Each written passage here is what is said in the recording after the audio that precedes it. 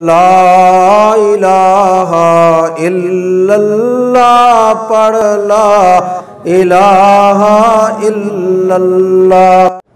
عورت عمرہ ادا کرنے کے بعد اپنے بالوں کو پیچھے لے جائے، جہاں بالوں کی انتہا ہو جائے ایک پول کے برابر سارے کاٹ دے تاکہ سب کے سرے کٹ جائیں۔ صبح کی نماز قضا ہو جائے تو جب بھی نیند کھلے فوراً ادا کرو۔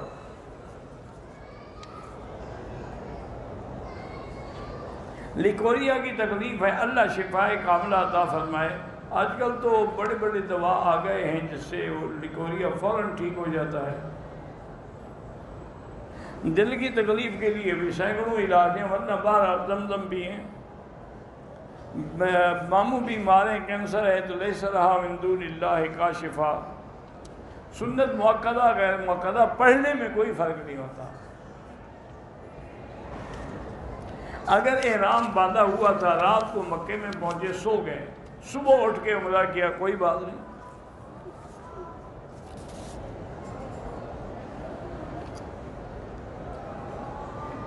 یہ نہیں ہے کہ چوٹی بنا کے کاٹے، بالوں کو پیچھے لے جائے اور پھر وہاں ایک پور کے برابر کاٹے۔ پرانی قبروں کے گرنے کا خدشہ ہو تو اس کو ٹھیک کیا جا سکتا ہے۔ عصر اور ظہر کی نماز کیوں آہستہ پڑھی جاتی ہے؟ اللہ کا حکم ہے اور نبی پاک نے آہستہ پڑھی ہے۔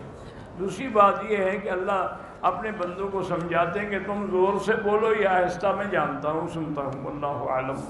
اللہم صلی علی سیدنا محمد وعلی آل سیدنا۔